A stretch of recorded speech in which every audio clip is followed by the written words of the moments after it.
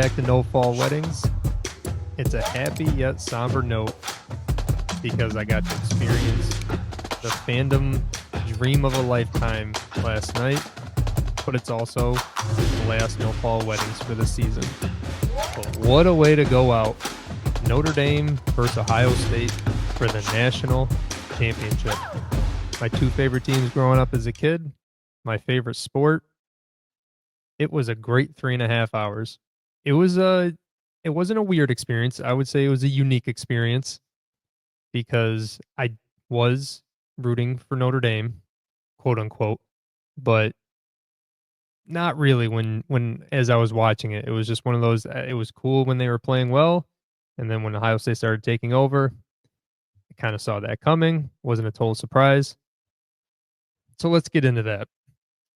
Notre Dame's opening drive, 18 plays, 75 yards, 9 minutes and 45 seconds taken off the clock, and it's punctuated with a Riley Leonard touchdown. It's one of the most impressive things I've ever seen. It was as if Army and Navy were playing in there. I think Riley Leonard, the most carries he had this year was like 14 or 15. He had 9 in that opening drive. He was exhausted, and I'm pretty sure if the rumors are true, he did throw up after. I can't blame him. That was incredible to watch. I think the longest play was maybe like 8 or 9 yards. It was just 4 yards, 3 yards, 4 yards, 5 yards, 3 yards, 2 fourth downs that they went for. And Ohio State just got smacked in the mouth. It was fun for me because it showed me that Notre Dame was well prepared. They knew what they wanted to do to keep this a close game as a big underdog. And it was exactly what they needed to happen. Just took all the time off the clock, and you get a touchdown. Now it might be a game until Ohio State got the ball. Jeez, man. They are so talented. They have weapons everywhere. Running 2 running backs, 3 wide receivers that could be a number 1 on any team. An offensive line that came together after all the injuries. And then Will Howard. Listen, that dude did himself a whole lot of favors in Columbus for as long as he lives. He played unbelievable football in these college football playoffs. So between him, Emeka Egbuka, Quinshawn, defense getting off the field, Ohio State just got on a roll, scored 31 straight points, and it just felt like Notre Dame couldn't replicate that opening drive again, whether it was mistakes, penalties, questionable play calling, or just bad execution. And give credit to Ohio State, they clearly adjusted. They were going to make Riley Leonard throw the ball, and as much as I love him as a football player, he's not a great quarterback. He doesn't really like to throw the ball over the middle. So when Ohio State goes up 31-7, my number one fear was coming true, that Notre Dame was going to get blown out on the national stage again. But this group is different, led by the very handsome Marcus Freeman. They fought like hell to get back into this game when everyone was ready to turn their TVs off and go to bed. A few stops, a turnover, a couple big plays from Riley Leonard and his arm, finding their best wide receiver, Greathouse. I mean, you can call him Good House, but not last night. He was a great house. Damn. Yeah, that's my bad. And all of a sudden, it's an 8-point game with 4.5 minutes to go. Like, what happened? Like, it's a game. This was awesome. This is everything I wanted. All they needed was one more stop, and they were going to have the ball with a chance to go and tie it. And they got it to 3rd and 11. Ohio State seemed like it was puckering up on their play calling, just running it. It's 3rd and 11. You just got to get off the field. You have a chance. But as Scott Van Pelt has said throughout this whole playoff run, just throw it to number 4. Here they come. Heavy pressure. Howard delivers downfield. And Smith, he's got it! Jeremiah Smith hadn't had a touch in the second half until that potential game clincher. A 56-yard catch to freshman Jeremiah Smith. A short field goal to ice it. And the Ohio State Buckeyes are the first 12 team college football national champion. There were a lot of emotions going on in my head, in the household. Again, it's unfortunate that one of my teams has to lose, but looking at it, I know I was rooting for Notre Dame because it would have been an incredible story. But I was reminded during the game that, man, if Ohio State doesn't win this game, all the aspirations of winning a Big Ten championship, that didn't happen. Beating Michigan, that definitely didn't happen. And winning a national championship.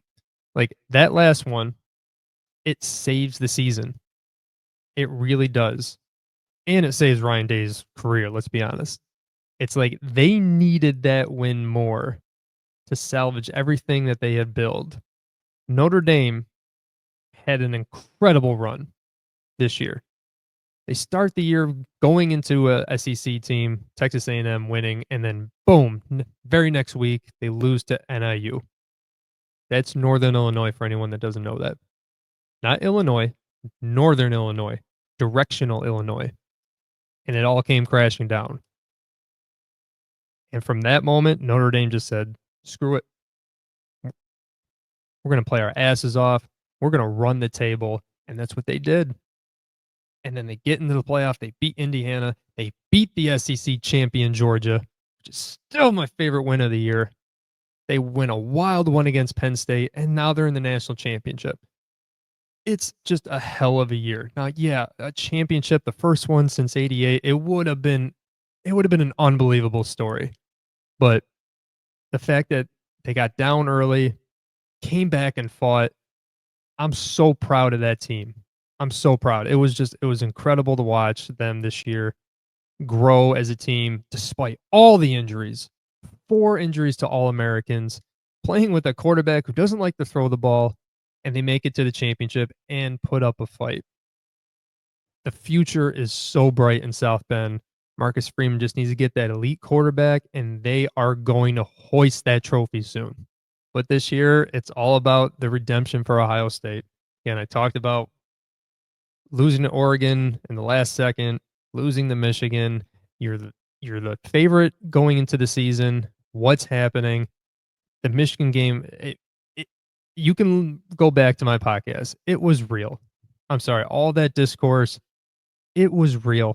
I don't know if his job was safe. That was the worst loss of any Ohio State fan the last 30 years. It was embarrassing. And then you had all the post-game stuff with the flag planting. We knew we were going to be in the playoff, but how are we going to react? Now we got a SEC team coming up to Columbus, putting a whole lot of orange in the shoe. How are they going to react? How about saying, screw it?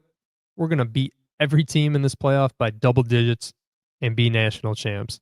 All those seniors that decided to come back, I hope it was worth it. It sure looked worth it last night because there were some huge smiles on that stage, and you could tell the giant relief from Ryan Day because he needed that one, and we needed that one as a fan base. When I first decided to do this podcast, I was very excited because it was just a chance for me to get off my takes of my favorite sport, from my favorite teams, from my favorite hated rivals.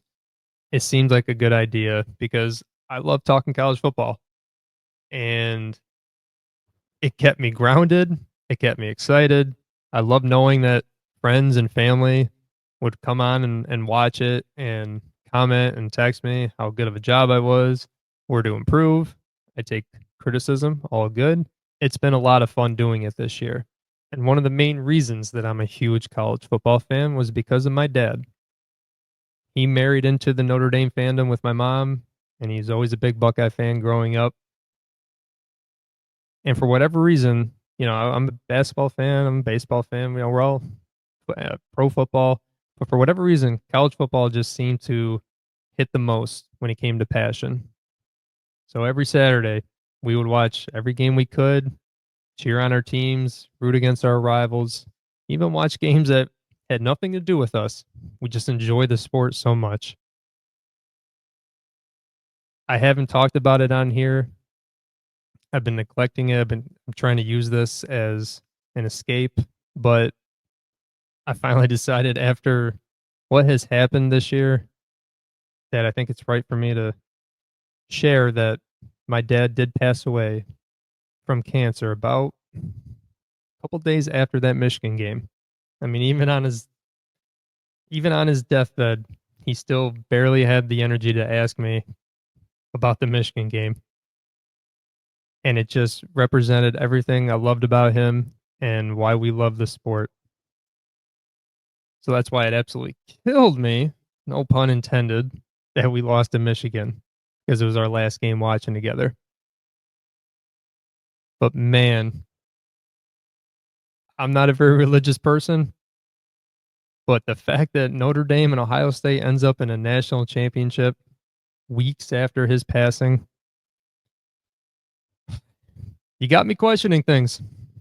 If he's pulling the strings, if he's up there somewhere, that would be one hell of a way to show me that he is there.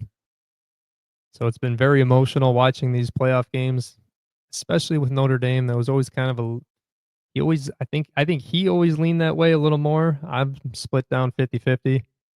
But man, when that ball went through the goalpost against Penn State, I mean, I've shown the reaction on here.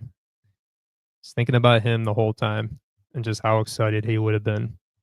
And I just try to use that energy that he gave me and use it on this podcast, using while watching the games, watching it with my wife, watching it with my kids, watching it with friends, watching it at the bar with other fans. It's just such a great reminder of how much we enjoyed watching college football together. Man, do I miss him. Man, would he have enjoyed, man, he would have enjoyed that game. Our two teams, one of them was going to win. And I can also hear him saying another thing. Oh, man, Michigan. You had to watch that. One of those teams is going to win a championship. And you only got 1 year of bragging rights for your championship. So thank you, everyone, for watching No Fall Weddings this year. It has been my pleasure, my joy. I have had so much fun. Can't think of a better way to finish this off than with one of my teams winning a championship. And guess what? I think Notre Dame's getting in next year. We'll see. Have a great off season. I'll jump on here every once in a while with some updates on the schedules and some transfer portals and some national signing day. But we do delve into the long, dark off season. But we'll get there. First week, I'm looking at the schedule. Notre Dame at Miami, Texas at Ohio State. Are you kidding me? Can't wait. And one last time for the champs. OHIO.